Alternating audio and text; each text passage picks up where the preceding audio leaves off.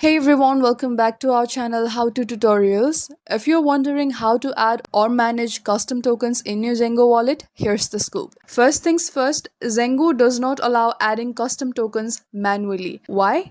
Because it's built for security and ease of use, which means only officially supported assets show up in your wallet.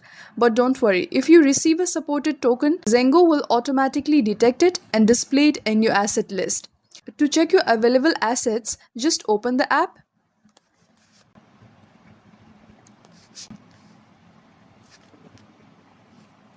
Let's go to our wallet's homepage. And here you will see Bitcoin, Ethereum, USDT and many more. And if a new token becomes officially supported, Zengo will automatically add it. No action needed from your side.